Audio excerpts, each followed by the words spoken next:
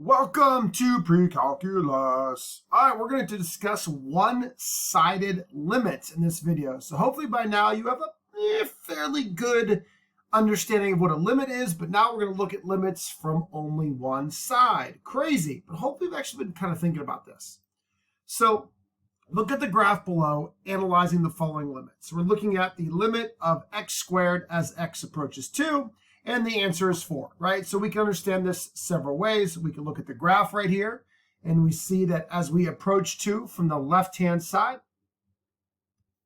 here we are from the left-hand side, we're getting closer and closer to 4. And as we approach 2 from the right-hand side, we're also getting closer and closer to 4. So the two sides are coming together at 4. There it is. There's our limit.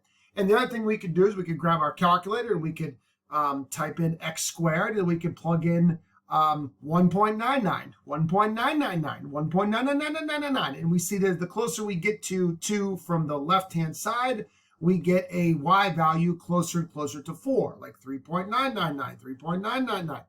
And then if we plug in a value on the other side of 2 from the right-hand side, like 2.01, 2.001, 2.0000001, we'll get a value again closer and closer to 4, like 4.0000001. So again, that's several different ways that we can understand that the limit is 4, right? We know that, all right? So as x gets closer to 2, but not equal to 2, the corresponding values of f of x get closer to 4. The values of x near 2 fall into two categories. So if we think about, hey, limits are talking about, hey, what happens is you get really, really close to 2. Well, we could kind of talk about that in two categories. Values that are close to 2 on the left side and values that are close to 2 on the right-hand side. And the values of x get closer to 2 from the left or from the right. We've been saying that for a long time now. So a one-sided limit is just looking at only one of those sides at a time. So only looking at approaching 2 from strictly just the left-hand side or strictly just the right-hand side. So here's how we do that with limits, right? So one-sided limits are when we explore a limit by only looking at one side of A. We call this a one-sided limit. So if we want you to only look at the limit of the function as x approaches A only from the left, we put this little superscript after the A. So this little negative sign that you see after the A means that we only want to think about approaching A from the left. And if you see a little plus sign as your little superscript after the A, that means we want to talk only about approaching A from the right-hand side. So if you see that little tiny negative sign in the upper right-hand corner, that means for that particular problem, you're only asking about, hey, what's happening to the function as we approach A from the left only? Or if you see that little plus sign, it means, hey, what's happening to the function as we approach x from the right only? All right, so let's look at some examples of doing this actually, with no graph here, just like our calculator. So in this first example, we're asking you, hey, what is the limit of 3x squared as we approach x, as x approaches 5 from the right? You see that little plus sign there, so we only want to ask about approaching 5 from the right. So if I don't have a graph in front of me, I'm going to go to my calculator to figure this out. Remember, typically what I'd like to do is type it into y equals. So we have 3x squared. And then now when I go back to the home screen, I can go and grab vars, y vars, and grab that function. And now I only want to talk about approaching 5 from the right-hand side. So that'd be like 5.00016. Some number that's arbitrarily, randomly close to 5, but only from the right, and I get 75. I say, okay, well, let's go closer. So I can hit second enter, and I can add some more zeros there, 0, 0, 0, 8. So I'm even closer to 5 from the right, and wow, it looks pretty obvious I'm going towards 75. Now, you might say, well, do I have to check the other side? Not on a one-sided limit. On a one-sided limit, you only have to check the side you're asked about. So for this particular problem, the answer would be 75. As I only cared about approaching it from the right, it's going to be 75. Now, maybe the left is also 75. Maybe it's not. I don't really know. I don't really care because this problem only asked me to approach it from the right. All right, let's look at another one here. The limit of the function 2x squared minus 5x And this time they want me to talk about approaching -3 again from the right-hand side. So once again, I'm going to go to my calculator here. Y equals, clear out the function I just had there, 2x squared minus 5x. And here we go. All right, so I'm going to go grab excuse me, fumbling on my words here. Vars, y vars, function, y1. And again, what number, and again, sometimes negatives like mess with kids' minds, so I make a little number line every time. And I want to approach it from the right-hand side, so that would be like -2.999. So now I'm going to go here, and I'm going to say, okay, let's approach -2.999. So that's really, really close to -3 from the right-hand side. And I look to be at 32.98. Let's get closer and see what happens. Let's just kind of keep adding some 9s here. Get really, really close. And you say, whoa, that looks pretty close to 33, right? 32.999999. So I'm going to go ahead and say the limit is 33. So again, what about the left-hand side? Well, don't really care about the left-hand side because this particular problem only asked me about the right-hand side.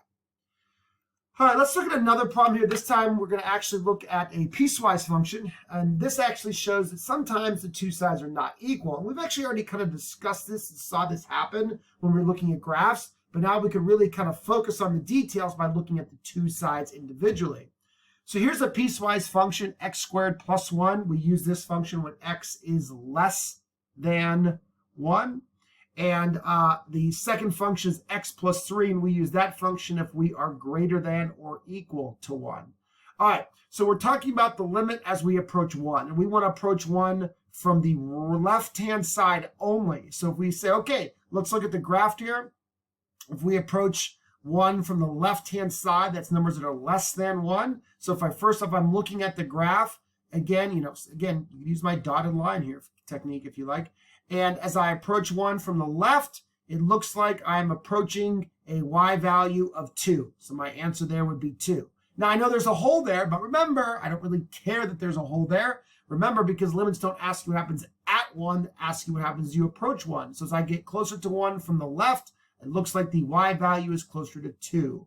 Now, again, I could also use the function to help me understand that. So again, this function right here says if you are less than 1, which means to the left of 1, use x squared plus 1. And if I plug in a number really, really, really, really, really close to 1, like 0.9999999 squared plus 1, I'm going to get a number really, really, really, really, really close to 2. So that's another reason why you can understand the answer is 2. All right, but what about as we approach 1 from the right-hand side? Well, from the right-hand side, again, looking at this graph here, from the right-hand side, it looks like as I approach 1, my function is going towards 4. So the two sides are not coming together. Okay, we've seen this happen before. The idea, though, is that now we can actually kind of break it apart and say, okay, hey, the left-hand side is approaching 2. The right-hand side is approaching 4. So what's going on? They're not coming together. And we could talk about that. And there's a lot going on there. We'll actually talk more about this types of problem in the future. But just one more way that you can get that the limit is 4 is, again, if you are to the right of 1, that means you're greater than 1. So that means I'm going to use this function right here. So if I take a number like 1.000001 and add 3, I'm going to get something really, really, really close to 4, like 4.00001. So that's why the limit as I approach 1 from the right-hand side is 4. But as we talked about in the last couple of videos, limits are a lot easier to answer when you have a graph in front of you. So you can clearly see from the left-hand side, the limit is down here at 2. From the right-hand side, the limit's up here at 4. So I do have two different answers. So the point I'm trying to make here is that the answers to the two different sides are not always going to be the same, which actually brings up an awesome point. This is huge, right? So there's a difference. There's a huge difference between one-sided limits and overall limits, right? So an overall limit only exists at L if the limit of both sides is also L. All right, so let me try to explain this because it can be a tad confusing. So when you see this little negative sign right here, that means you're only caring about approaching from the left. When you see this little plus sign right here, it means you only care about approaching from the right. When there is no sign there, that's an overall limit that actually cares about approaching from both sides, which up until this video is what we've been doing, right? We've always looked at both sides. So if there's no indicator about the left side or the right side, then you are supposed to look at both sides. And what this is saying is that a limit, an overall limit that does look at both sides, only exists if the two sides are coming together to the same value. So the left side limit and the right side limits, these two numbers have to be equal. If these two numbers are equal, then your limit overall does exist at that value. Otherwise, the limit does not exist, which is exactly what we just saw right here. So if I go back to this previous problem, the limit as I approach 1 from the left is 2. The limit as I approach 1 from the right is 4. So clearly the limit as I approach 1 from both sides does not exist. So the left side limit existed at 2, the right side limit existed at 4, but the overall limit that analyzes both sides, well, since both sides are not coming together, the overall limit does not exist. All right, so let's look at some, I guess, cool problems where we can analyze all these kind of ideas here. So here is a graph that has a lot going on in it, but I'm asking you kind of two questions. Let's list values where the limit does exist. Now remember, for the limit to exist, the two sides have to be coming together. So a great example of this would be x equals -1.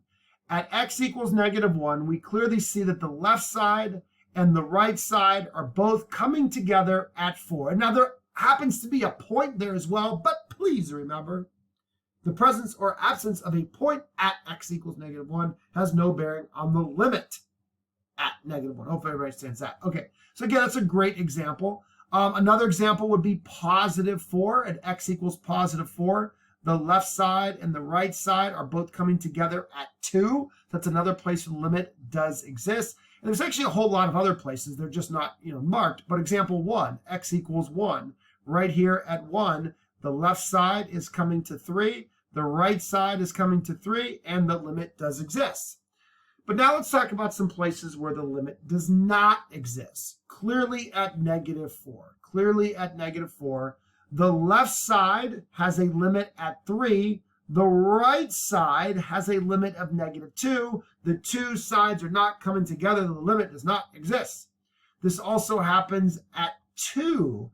At 2, we see the left side is down here at -1. The right side is up here at 5. The two sides are not coming together, so the overall limit does not exist.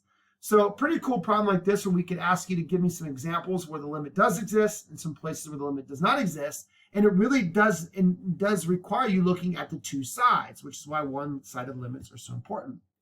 Let's do it with the different graph just to see a couple more examples here. So where the limit does exist, let's list some points where the limit does exist. So for example, at -2, the limit does exist.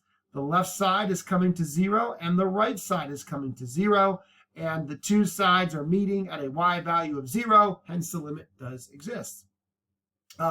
Somewhere else, looks like here at 0.8.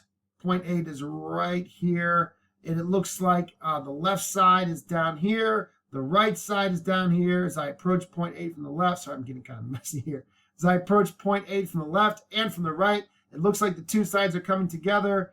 Maybe around -1.8 or something like that. But the point is the two sides are coming together. In fact, there's actually lots of x values that I could list here. There's a very long list of x values where the two sides are coming together. Here's another one is at 1.4. At 1.4, the left side is here, the right side is here. At 1.4, it looks like the limit is coming together at maybe -0.7 or something. I don't know. I'm just trying to be approximate here. But you get the idea. There's lots of places where it does exist. But where does the limit not exist? Well, I hope everybody is screaming at -3. The left side of -3 is down here. The right side of -3 is up here. The limit does not exist. The two sides are not coming together. What about 2? A lot of kids want to say, well, something weird's happening at 2. Well, that would be somewhere where the limit does exist. The left side is here at -0.5. The right side is here at -0.5. The two sides are coming together. You might say, but there's no point there. Guys, how many times can I say it? The presence or absence of a point at 2 does not impact the limit as x approaches 2. All right, there's one more place where limit does not exist, and that would be -1. -1, the left side is going, well, it looks like they're coming together. And actually, if I draw the two sides, it looks like the right side and the left side are coming together, but they're actually not. They're coming together, but they're going up forever. So the two sides are not approaching a number, right? That's another important answer to a limit. A limit needs to be a number.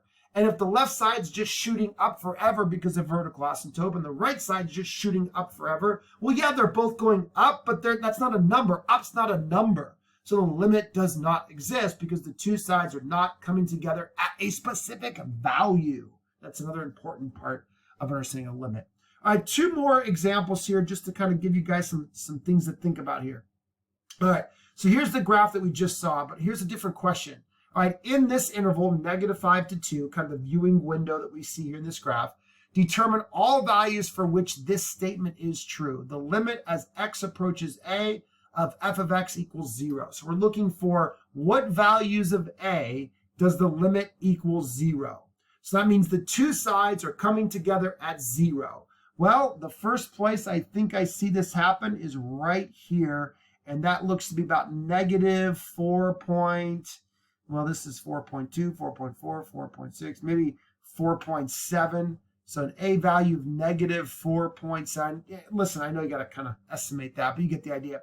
But again, they are coming together at 0. So the left-hand side is coming to 0. The right-hand side is coming to 0. The two sides are coming together at 0. The y-coordinate is 0, and that's why the limit equals 0. Remember, the answer to a limit is a y-coordinate. All right, I also see this happen at an a value of -2. Right here at -2, the left side and the right side are coming together at a y value of 0. It looks like it's also happening right here, and that would be -0.7. Again, just trying to estimate it roughly here. -0.7. Again, left side, right side are both coming together at a y coordinate of 0. And I don't see it happen anywhere else. So it happens here, here, and here. I don't see it happen anywhere else in this viewing window.